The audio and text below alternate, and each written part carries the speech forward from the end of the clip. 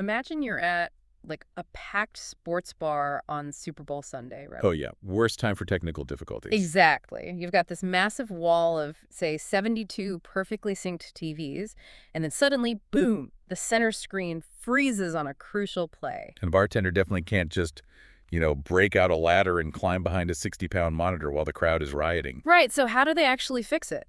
Well, welcome to today's deep dive. We are exploring the hidden, high-tech infrastructure that makes massive commercial audio and video setups actually work. Yeah, it is a surprisingly fascinating ecosystem once you look into it. It really is. And our focal point today comes from a specific source document from HDTVSupply, and it's all about a device called the SurgeX SX-DPP-104 DisplayPak Plus.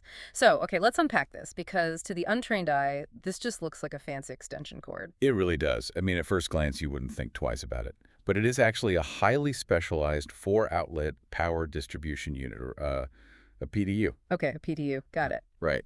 And the specs highlight a few critical upgrades over a standard power strip. It features Wi-Fi, advanced IP control, and switchable receptacles.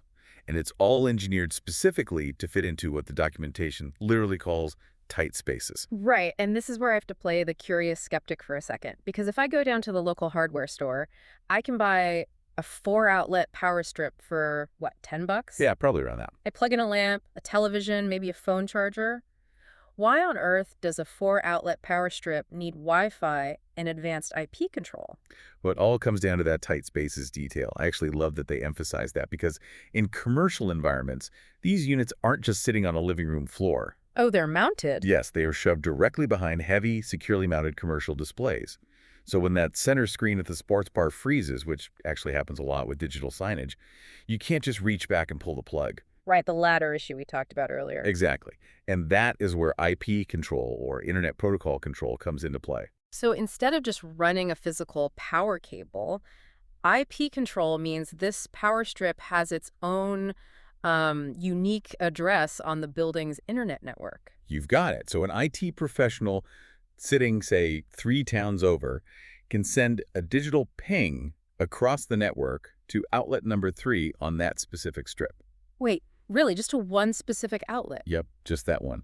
That signal tells a physical relay inside the box to click open, cutting the power, and then click shut to restore it. Wow, so it essentially reboots that single frozen screen without disrupting the other 71 TVs. Exactly. Think of it like having an invisible IT guy with a very long robotic arm standing behind every single television in the building, just waiting for you to hit a button on your laptop. That is a perfect way to visualize it, yeah. But to understand why that remote reboot capability is so critical, I mean, you really have to look at the sheer scale of the hardware these units are powering. Right, because we aren't just talking about a couple of screens at a local diner. Exactly. So what kind of scale are we actually looking at here? Well, if we connect this to the bigger picture, you have to multiply that single power strip by a factor of 100 to see the real impact. Okay, 100. That's a lot of hidden power strips. Yeah, take a look at the background data we have on HDTVSupply.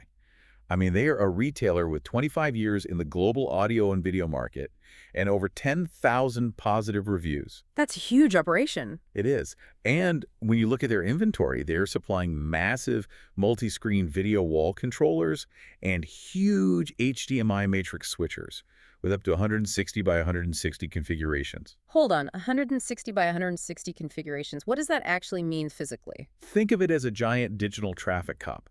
A 160 by 160 matrix switcher can take 160 different video inputs. Like what, satellite boxes and stuff? Yeah, satellite boxes, computers, cameras, and it can instantly route any one of them to any one of 160 different screens simultaneously. That is an insanely complex web of data. Right. So when a sports bar is running a massive Sunday network using one of those giant matrix switchers to broadcast 10 different games at once, a single point of failure is catastrophic. Right. They can't afford to shut down the entire matrix traffic cop just to fix one stuck display. Exactly. That remote IP-controlled infrastructure allows them to instantly isolate and reset the hardware from a back room, completely invisibly. While the crowd keeps cheering. Exactly. Nobody even notices a thing. So what does this all mean for you, the listener? Well, the next time you are sitting at a sports bar, marveling at a massive, perfectly synced video wall, You'll know exactly what's going on behind the scenes. Yeah, you can appreciate the hidden IP-controlled infrastructure crammed into those tight spaces that's actually making it all happen. Right. It really changes how you look at the physical infrastructure around us. It does, but, it also leaves you with a pretty important question to think about. Oh, yeah. What's that? Well, if our physical power outlets are now heavily reliant on Wi-Fi and advanced IP control, what are the security implications? Oh, wow. I hadn't even thought of that.